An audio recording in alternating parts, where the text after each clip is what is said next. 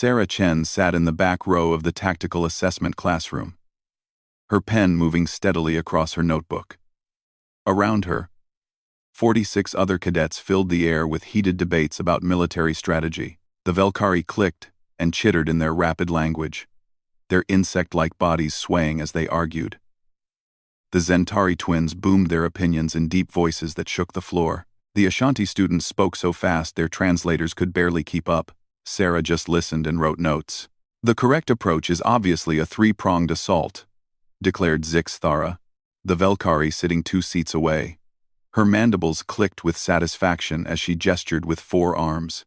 Superior firepower, superior speed, superior numbers.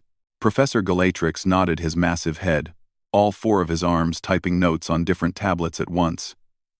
The hegemony administrator had been teaching at the academy for over 200 years. His species was known for being fair but demanding. Interesting point, Cadet Zix Thara. What about defensive positions? The professor asked. Kornak, one of the Zentauri twins, stood up to his full 8-foot height. Defense is for the weak. My people conquered 12 systems with pure offensive strategy. His brother Vorthok nodded in agreement. The best defense is crushing your enemy before they can attack. Sarah kept writing. She had studied this battle for hours the night before. She knew the terrain maps, the weather patterns, the supply lines. She also knew that everyone in the class was wrong about the best strategy. But she said nothing. Weatel, an Ashanti student with pale blue skin and large black eyes, raised her hand. What if we consider the psychological impact on civilian populations? A slower approach might. Civilians slow down military operations. Zix Thara interrupted. This is basic tactical thinking. How did humans even get accepted into this academy? She looked directly at Sarah when she said this. Several other students turned to stare. Sarah continued writing, but her pen pressed a little harder against the paper. Humans are curiosities, Kornak said with a laugh. They come from a death world, but look how passive they are. Sarah never speaks up in class. Marcus barely participates in combat training. David just reads books all day. Maybe living on a dangerous planet made them scared of everything, Vorthak added. They learned to hide instead of fight. The Ashanti student Weatel made a soft whistling sound that meant amusement in her culture. Earth animals are supposed to be dangerous. But look at them. They sit quietly and take notes like children. Sarah's hand stopped moving. For just a moment, she looked up from her notebook.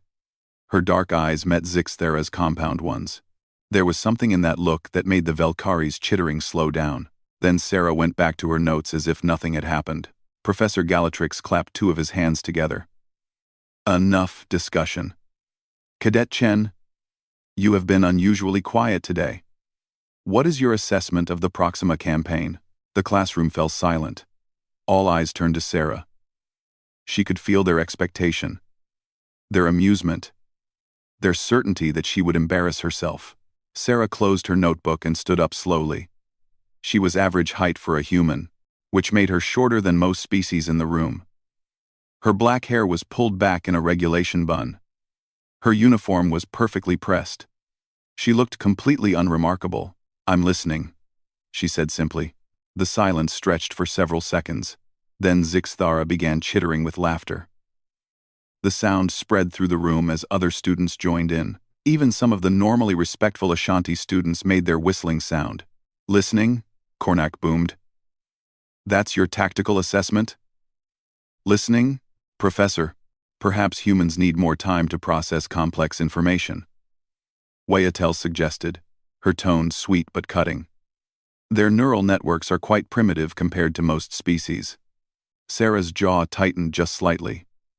It was such a small movement that only someone watching very carefully would notice. Her hands, hanging at her sides, curled into loose fists for exactly 2 seconds before relaxing again. Very well, Professor Galatrix said. Please return to your seats. Tomorrow we will begin group simulation exercises. As students gathered their belongings, the conversation continued around Sarah. She packed her notebook and pen with careful, deliberate movements. I heard humans evolved from prey animals. Zixthara said loudly enough for Sarah to hear. That explains why they're so nervous and quiet. Prey animals that somehow became predators, Cornac corrected. But they kept the prey behavior. Look how she avoids eye contact. Sarah zipped her bag closed and walked toward the door. As she passed Zixthara's desk, the Velkari reached out with one arm to block her path. Tell me, Sarah, Zixthara said, using the human's first name like an insult. Do all humans learn by staying silent? On my world, students who don't participate get left behind. Sarah stopped. She turned to look at Zixthara with that same steady gaze as before. When she spoke, her voice was calm and even. On my world, Sarah said quietly, the loudest animals are usually the ones about to die. She stepped around Zixthara's arm and walked out of the classroom. The Velkari stared after her, mandibles clicking uncertainly. Something about Sarah's tone had been different. Not threatening exactly, but not submissive either. It was the way someone might comment on the weather or mention what they had for breakfast. Did she just threaten me? Zixthara asked the room. Humans don't threaten anyone, Cornac laughed. They're too passive. She was probably just making conversation about her boring planet. But Wayatel, whose species had evolved from ambush hunters, felt something cold move down her spine. There had been nothing emotional in Sarah's voice. No anger. No fear. No excitement, just a simple statement of fact. On her world, that kind of calm delivery usually came right before someone died. In the hallway outside, Sarah walked toward the dormitories with the same unhurried pace she always used. Her face showed no emotion. Her breathing was steady. To anyone watching, she looked exactly like she always did. But if they had known humans better, they might have noticed that her pupils were slightly dilated. Her shoulders were held just a fraction differently. Her footsteps made no sound at all on the metal floor. Sarah Chen was thinking. And when humans from Earth began to think seriously about a problem, things tended to change very quickly. 3 days later, Professor Galatrix announced the simulation assignments. Sarah watched as names appeared on the holographic display at the front of the classroom. When her name lit up as squad leader, she heard Zixthara's mandibles click in what sounded like disbelief. There must be a mistake, the Velkari said, raising 2 arms. Professor, surely a more experienced student should lead the assault simulation. The assignments are final, Professor Galatrix replied. Each student needs leadership experience. Cadet Chen will command Squad 7 in the Kepler Station assault scenario. Sarah looked at her assigned team members. Zixthara, both Zentori twins, and Wayatel, the same students who had been mocking her for weeks. This should be interesting, Cornac muttered to his brother. The simulation room was massive, filled with holographic projectors that could create any environment. When the exercise began, Squad 7 found themselves standing on a rocky cliff, overlooking a fortified enemy base. The objective was simple: capture the command center within 2 hours using minimal casualties. Sarah studied the terrain for 30 seconds, noting guard positions, patrol patterns, and weak points in the defenses. Then she turned to her squad. Wayatel, take position on the north ridge with the long-range scanner. Watch for reinforcements.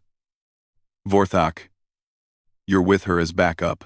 Cornac, circle south and create a distraction at the motor pool. Zixthara, we go straight down the middle when Cornac draws their attention. The plan was simple, direct, and based on careful observation of enemy movements. Sarah had spotted something the others missed. The guards changed shifts every 20 minutes, creating a 15-second gap in coverage at the main entrance. Wait, Cornac said, his voice booming even at a whisper. That's completely wrong. We need a full frontal assault to show our strength. The objective is to capture the facility, not show strength, Sarah replied calmly. Listen to me, little human. Zixthara clicked, moving closer to Sarah. My people have won more battles than your entire species has ever fought. We don't sneak around like scavengers. Sarah looked at her steadily. The mission parameters specify minimal casualties and quick capture. My plan achieves both. Your plan is coward's thinking, Vorthak declared. We should charge the main gate with full firepower. That would fail, Sarah said simply. How would you know? Wayatel asked. Have you ever been in real combat? Before Sarah could answer, Cornac stepped forward. Everyone follow my lead. We're going to show these simulation computers how real warriors fight. I'm the squad leader, Sarah said. Her voice remained level, but something in it made Wayatel's large eyes blink rapidly. On paper, Cornac laughed. But I'm not taking orders from someone who's afraid to speak up in class. What happened next was exactly what Sarah had predicted. Cornac led a direct assault on the main gate. The simulated defenders cut down the squad in less than 3 minutes. Red lights flashed around all 5 cadets, indicating they were dead. The simulation ended. Professor Galatrix's voice echoed through the room. Squad 7, complete failure. 0 objectives achieved. Total casualties. Time to elimination, 2 minutes and 47 seconds. The other squads had been watching through observation windows. Sarah could hear them talking and laughing. Squad 7 had performed worse than any team in Academy history. Well done, leader, Zixthara said sarcastically as they left the simulation room. Very inspiring command style. Maybe next time speak up when you have a plan, Cornac suggested. Oh wait, you never speak up. Sarah said nothing. She gathered her equipment and started walking toward the dormitory levels. Halfway down the corridor, she stopped. The other 4 members of Squad 7 were behind her, still making jokes about human incompetence. Sarah turned around slowly. When she looked at them, they gradually stopped talking. There was something different about her now. Her posture was exactly the same. Her expression was still calm. But something had changed. I want to make something clear, Sarah said. Her voice was quiet, but it carried perfectly down the metal hallway. I don't give warnings twice. Zixthara's mandibles clicked nervously. What's that supposed to mean? Next exercise, Sarah continued. You follow my orders exactly, or you learn why humans don't repeat themselves. The silence stretched for several seconds. Then Cornac started laughing. But it sounded forced. Is the little human trying to threaten us? He asked his brother. I think she's trying to, Vorthok replied. How cute. Wayatel made her whistling sound. But it was quieter than usual. Something about Sarah's tone reminded her of sounds from her homeworld. Sounds that predators made right before they attacked. Such fierce earth warrior, Zixthara clicked. What will you do? Write angry notes about us? Sarah studied each of their faces for a moment. Then she nodded once, as if confirming something to herself. Understood, she said simply, and walked away. The 4 aliens watched her go. Her footsteps made no sound on the metal floor. That was weird, Cornac said, after Sarah disappeared around a corner. Humans are weird, his brother agreed. But Wayatel kept thinking about Sarah's tone. On her world, the most dangerous hunters never roared or hissed or made threats. They simply stated facts in calm, quiet voices. Later that evening, Sarah sat in the recreation area reading a book about advanced tactical theory. The other human students, Marcus and David, were at a nearby table playing chess. Marcus looked up from the game and noticed Sarah's expression.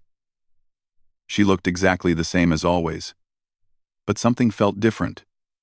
He walked over and sat across from her. Rough day? He asked quietly. Sarah marked her place in the book and looked at him. They have no idea. Do they? Marcus glanced around to make sure no aliens were close enough to hear. About what? They think our restraint is passivity, Sarah said. They don't understand that on Earth, the deadliest things are often the quietest. Marcus nodded slowly. He had grown up in the Australian outback, where the difference between cautious and stupid could mean life or death. They've never seen what happens when humans stop being polite, he said. No, Sarah agreed. They mistake our patience for weakness. They think being calm means being harmless. She opened her book again and continued reading. To anyone watching, it looked like a perfectly normal conversation between classmates. But Marcus noticed that Sarah was reading a chapter about psychological warfare and enemy demoralization tactics, and she was taking notes in the margins.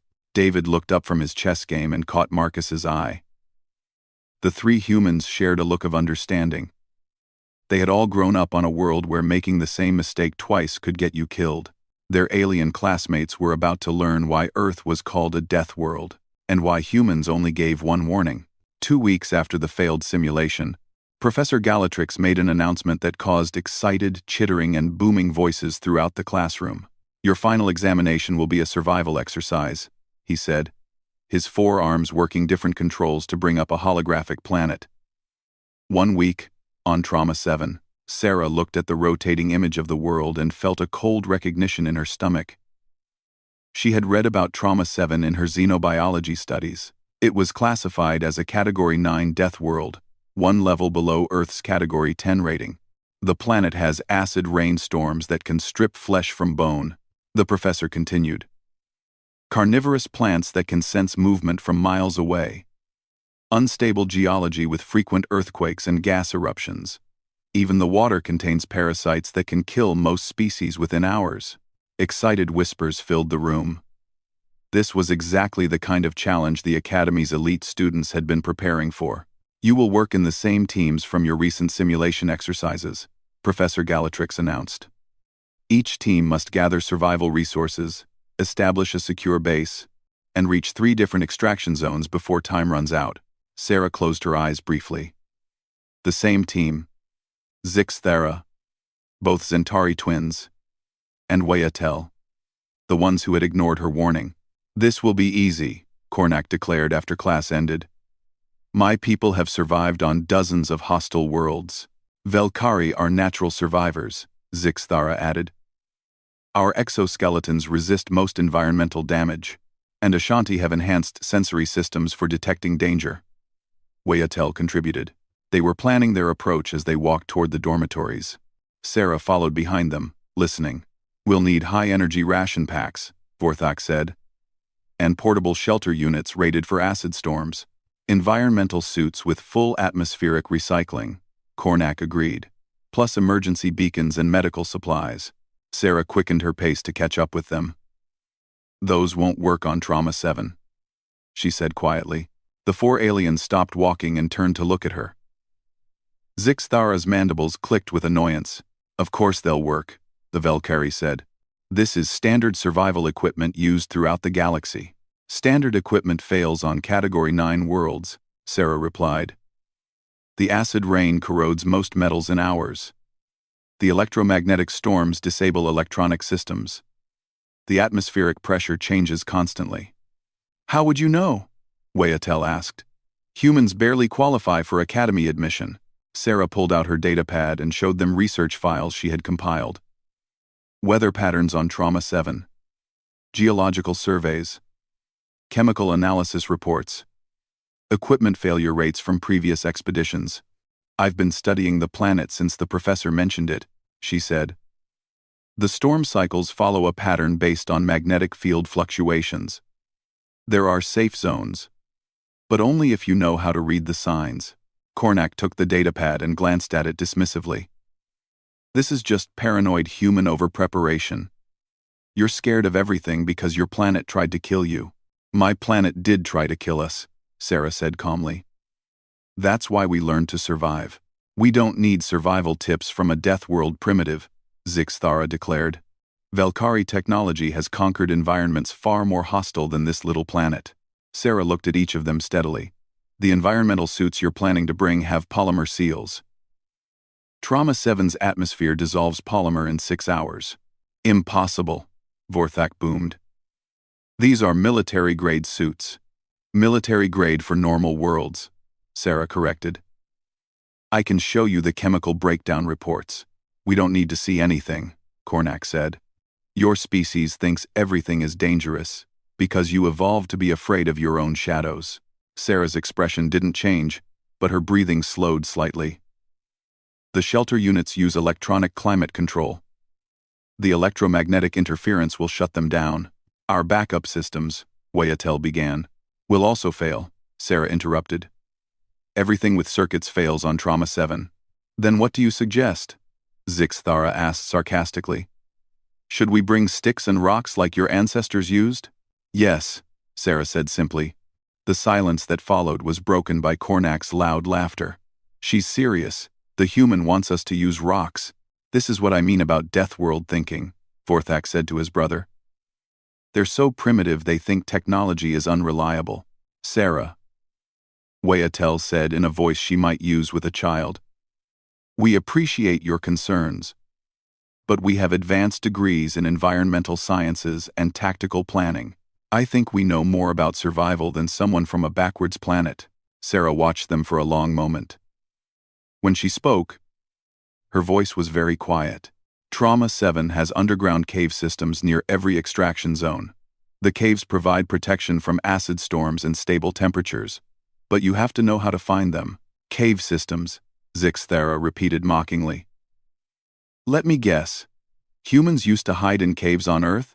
Sometimes, Sarah said, when hiding was the smart choice. We don't hide, Cornac declared proudly. Zentori faced danger head-on. The soil composition changes every few hundred meters, Sarah continued as if he hadn't spoken. Some areas will support the weight of your shelter units. Others will collapse into sinkholes during the first earthquake. Our geological sensors will detect unstable ground, Wayatel said confidently. Your geological sensors use electronic components, Sarah reminded her. We have backup manual systems, Vorthak said. Do you know how to use them? Sarah asked. More silence. Of course we do, Cornac said. But he sounded less certain than before. Sarah pulled up another file on her datapad. These are the native plants that are safe to eat. These ones will cause paralysis. These ones are actually colonies of carnivorous bacteria. She scrolled through dozens of images, each one carefully labeled with detailed notes about toxicity, preparation methods, and nutritional content. Where did you get all this information? Wayatel asked despite herself. Academy Archives, Sarah replied. Previous expedition reports. Xenobiology databases. Medical journals. It's all available if you look for it. We don't have time to read every boring report ever written. Zix, Thara clicked dismissively. We'll pack enough food for a week. We won't need to eat local plants. Your food packs will be ruined in the first acid storm, Sarah said. The protective containers aren't rated for that level of corrosive exposure. You're wrong, Cornac said firmly. These containers are used on volcanic worlds and toxic atmospheres throughout the galaxy. Category 5 worlds, Sarah corrected. Trauma 7 is Category 9. The difference is just numbers on a chart, Vorthak said. Sarah looked at him for a long moment. The difference between Category 5 and Category 9 is the difference between difficult and deadly. We'll be fine, Zixthera announced. Velkari don't die on some little plant-covered rock. Sarah closed her datapad and put it away. She looked at each of her teammates one more time, as if memorizing their faces. Understood, she said, and walked away. Behind her, the 4 aliens continued their planning session. They talked about advanced equipment and sophisticated strategies. They laughed about human paranoia and primitive thinking. None of them noticed that Sarah had stopped giving suggestions. She had tried to help them prepare for what was coming. They had refused her help. Now they would learn the difference between being warned and being hunted, and Sarah Chen had told them she didn't give warnings twice. The first acid storm hit 18 hours earlier than Cornac's calculations predicted. Sarah had been watching the sky for the past hour, noting the way the clouds moved and the changes in air pressure. She had tried to mention it once, but Zixthera had cut her off with an annoyed click. The weather monitoring system says we have 2 days before the next storm, the Velkari had declared. Now they huddled in their expensive shelter as acid rain ate through the roof panels. The electronic climate control had failed exactly 6 hours after landing. Just as Sarah had warned, the polymer seals were dissolving, letting toxic fumes seep inside. The shelter is failing, Wayatel said, her large eyes wide with panic. We need to evacuate. To where? Vorthak demanded. We're in the middle of nowhere. Sarah stood up calmly and shouldered her simple fabric pack. Unlike the others, she had brought basic supplies, rope, metal tools, water purification tablets, and food sealed in glass containers. There's a cave system 200 meters north, she said quietly. How can you possibly know that? Cornac asked. Sarah pointed toward a barely visible ridge in the landscape. See how the vegetation changes color along that line? It indicates underground water flow. Water always finds caves on worlds like this. A loud crack made them all look up. The shelter's roof was starting to buckle. Acid rain dripped through multiple holes now. We have to move now, Sarah said. Grab only essential supplies. Oh, who put you in charge? Zixthara demanded, but her mandibles were clicking frantically as more acid ate through the walls. Sarah didn't answer. She simply opened the shelter's emergency exit and stepped out into the storm. She had wrapped herself in a treated leather coat that repelled the acid rain. The others watched in shock as she moved confidently through the downpour. How is she not burning? Wayatel whispered. Sarah returned a moment later. The cave entrance is clear. We need to move before the ground becomes unstable.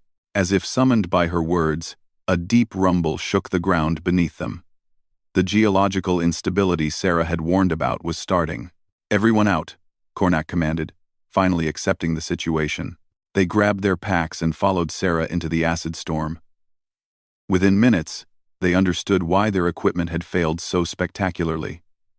The electronic devices sparked and died. The polymer components of their gear began dissolving. Vorthok's environmental suit started coming apart at the seams. But Sarah moved through it all like she belonged there. She led them unerringly to a cave opening that was completely invisible until they were standing right next to it. How did you know this was here? Wayatel asked as they stumbled into the dry safety of the cave. Same way I knew the storm would hit early, Sarah replied. I watched for the signs. The cave was deeper than it appeared from outside. Sarah produced a simple metal torch from her pack and lit it with a chemical igniter. The light revealed a spacious chamber with multiple passages leading deeper underground. We can wait out the storm here, she said. Then move to higher ground before the next one. Next one? Cornac asked. Storm cycles on Trauma 7 run every 8 hours during the unstable season, Sarah explained. We have 6 hours until the next one hits. How could you possibly know that? Zixthara demanded. I read the meteorological studies, Sarah said simply. Didn't you? The silence that followed was answer enough. Over the next 12 hours, Sarah proved that reading had been more valuable than any of their expensive equipment. When their food containers dissolved in the second acid storm, Sarah showed them which cave fungi were edible. When their water purification system failed, Sarah found an underground stream and knew exactly how to make it safe to drink. When Cornac injured his leg during a rockfall that Sarah had warned them about, she set the bone with supplies from her pack and created a splint from materials she found in the cave. Where did you learn field medicine? Wayatel asked, watching Sarah work with practiced efficiency. Australia, Sarah replied without looking up from Cornac's leg. You learn basic medical skills when the nearest hospital is 300 kilometers away. Australia is on Earth, Vorthak said stupidly. Sarah looked at him with something that might have been amusement. Yes. Earth. The death world where children learn to treat snake bites and broken bones before they learn to read. On the second day, their situation became truly desperate. The acid storms had stripped away their communication equipment and most of their supplies. They were lost, injured, and facing 5 more days with no way to call for help. That was when something changed in Sarah's demeanor. She had been helpful before, even when they ignored her warnings. Now, she became something else entirely. She didn't ask for their opinions anymore. She gave orders in a calm, quiet voice that somehow demanded immediate obedience. Wayatel. Gather dry materials for fire. Zixthara. Find rocks this size and shape for tool making. Vorthok. Help your brother. Keep weight off that leg. They found themselves obeying without question. There was something in Sarah's voice now that bypassed their conscious minds and spoke directly to older, deeper instincts. When Zixthara started to argue about Sarah's orders, the human turned to look at her. The Valkyrie's words died in her throat. Sarah's eyes had changed. They were still brown, still human, but there was something predatory in them now that made Zixthara's exoskeleton shiver. Rocks. Sarah repeated quietly. Zixthara found herself gathering rocks without another word. On the third day, they discovered they were not alone on Trauma 7. A pack of creatures the size of large dogs had picked up their scent. The aliens had never seen anything like them. 6 legs, razor-sharp claws, and intelligence that seemed almost human. Razor wolves. Sarah identified them calmly. They hunt in coordinated packs. Extremely dangerous. What do we do? Wayatel whispered, staring at the glowing eyes watching them from the forest. We don't do anything, Sarah said, checking the crude spear she had made from cave materials. I'd do something. Tense. You can't fight a whole pack by yourself. Cornac protested from where he lay with his injured leg. Sarah looked at him with that same calm expression she had worn in every academy class. I'm not fighting them. I'm hunting them. She disappeared into the forest before any of them could protest. What followed was 3 hours of sounds that made their blood run cold, howling that cut off suddenly, crashes and impacts echoing through the trees, the wet sound of metal cutting through flesh. When Sarah returned, she was dragging 2 dead razor wolves behind her. Her improvised weapons were bloody but efficient. She looked exactly the same as when she had left. Calm, unhurried, completely in control. Dinner, she announced simply, as they watched her efficiently clean and prepare the meat using tools she had made from rocks and metal scraps. The 4 aliens began to understand something fundamental about humans. Sarah's quietness in class had never been passivity. It had been the patience of a predator that didn't need to prove itself to prey animals. Her calmness wasn't lack of emotion. It was the steady focus of something that had evolved to kill efficiently and without hesitation. And her willingness to help them survive wasn't kindness. It was the practical behavior of a pack hunter, making sure her team stayed strong enough to complete the mission. They were no longer her classmates. They were her pack. And Sarah was the alpha. The rescue ship found them on day 6. 1 full day ahead of schedule. Squad 7 was waiting at the primary extraction point, well fed and organized.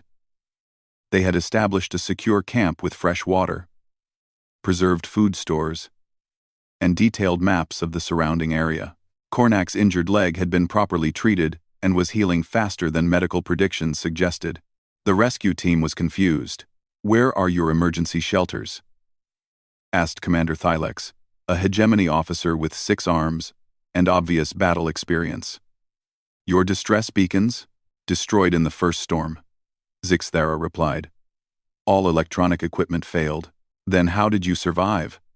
How did you navigate to the extraction point? The 4 aliens looked at Sarah, who was efficiently packing their supplies with the same calm movements she used for everything else. She knew where to go, Wayatel said quietly. Commander Thylex studied the squad's condition with growing amazement. Not only had they survived, they were in better health than most teams that completed the exercise with full equipment support. What about food, water, medical supplies? Sarah provided everything, Vorthak admitted. The commander's multiple eyes focused on the small human who was securing their camp with practiced efficiency. Cadet Chen. Approach. Sarah finished her work before walking over to the commander. She stood at attention with perfect military posture. Report, Commander Thylex ordered. Squad 7 successfully completed all mission objectives, Sarah said in the same calm tone she used in Professor Galatrix's class. 3 extraction points reached. Survival resources obtained and preserved. All team members functional. Using what equipment? Standard survival tools, stone implements, local materials. Commander Thylex's expression shifted as he began to understand what had happened. You completed a Category 9 survival exercise with stone tools? Yes, sir. And led 4 cadets with no Deathworld experience through 6 days on Trauma 7? Yes, sir. The commander was quiet for a long moment. Then he turned to the rest of the squad. How many other teams have you encountered during extraction? None, Cornac replied. We haven't seen anyone else since landing. That was when they learned the truth about their performance. Squad 7 was the only team to reach all 3 extraction points. 2 other squads had been evacuated early due to equipment failures and injuries. 1 team was still missing and presumed to need emergency rescue. Sarah's squad hadn't just survived Trauma 7. They had dominated it. Back at the academy, Word of their success spread quickly.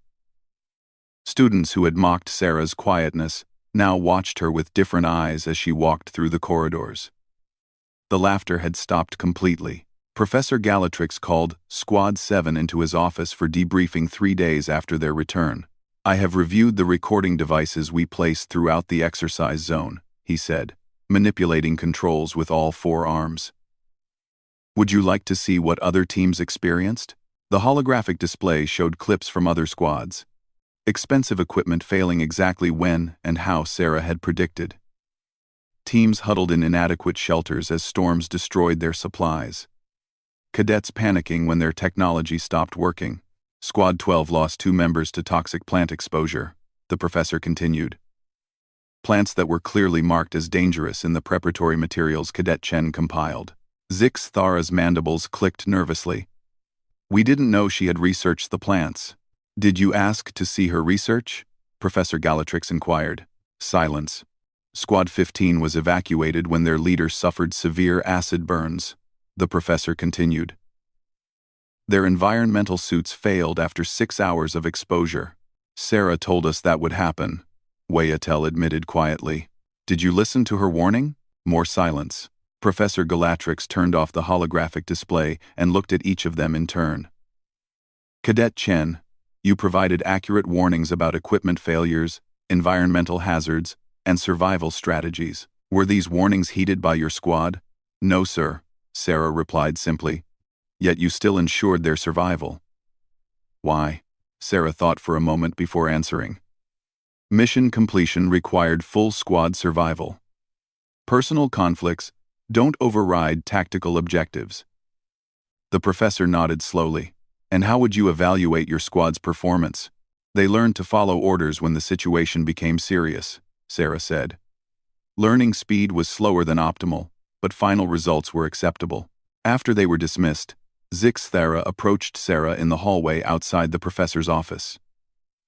The Velkari moved carefully, as if approaching something that might be dangerous. "Sarah," she said hesitantly, "I need to ask you something." Sarah turned to look at her with the same steady gaze that had made the Velkari nervous weeks earlier. "You knew," Zix Thara continued. "All along, you knew exactly what would happen on Trauma 7, didn't you?" "Yes," Sarah said simply. "You told us the equipment would fail. You warned us about the storms. You tried to show us your research." "Yes. And when we ignored you..." Zix Thara's voice trailed off as understanding dawned. "You weren't giving us advice. You were giving us a warning." Sarah nodded once. "I told you I don't give warnings twice," she said calmly. "On Earth, when an apex predator gives you one chance to back down, you take it. Because the second time, they're not warning you anymore. They're hunting you." Zix Thara finished in a whisper. "Yes." The Velkari stood in the hallway for a long time after Sarah walked away, thinking about the difference between those two states. Being warned and being hunted. On Trauma 7, when their equipment failed and their plans collapsed, Sarah hadn't warned them again. She had simply taken control. Not as their classmate or teammate, but as the apex predator she had always been. They had survived because she had decided they were worth keeping alive. That evening, Sarah sat in the recreation area reading a book about advanced tactical theory. The tables around her were empty now, not because she was isolated, but because the other students had learned to recognize something they hadn't understood before. Marcus approached and sat across from her, just as he had weeks earlier. "They finally get it," he said, looking around at the respectful distance other students maintained. Sarah marked her place in the book and looked up. "They're starting to understand the difference between being peaceful and being harmless. Think they'll remember the lesson?" Sarah considered the question seriously. "Zix Thara will remember. Wayatel too. Her species has good survival instincts. The Zentori brothers are proud. But they're not stupid. They'll remember. And if they forget..." Sarah returned to her reading. "Humans are very peaceful," she said quietly. "We're just not particularly harmless." Across the recreation area, Zix Thara watched Sarah read her book with calm concentration. The human looked exactly the same as she always had. Quiet, unremarkable, completely ordinary. But now Zixthara understood what she was really seeing. Sarah Chen was a predator from a death world, evolved from millions of years of survival against impossible odds. Her quietness wasn't passivity. It was the efficient conservation of energy that apex hunters had perfected. Her calmness wasn't lack of emotion. It was the steady focus of something that could kill without hesitation when necessary. And her willingness to help others survive wasn't weakness or kindness. It was the practical behavior of a species that had learned to work together to defeat every challenge their hostile planet could throw at them. Humans were peaceful. They were also the most dangerous thing in the galaxy, and they only warned you once.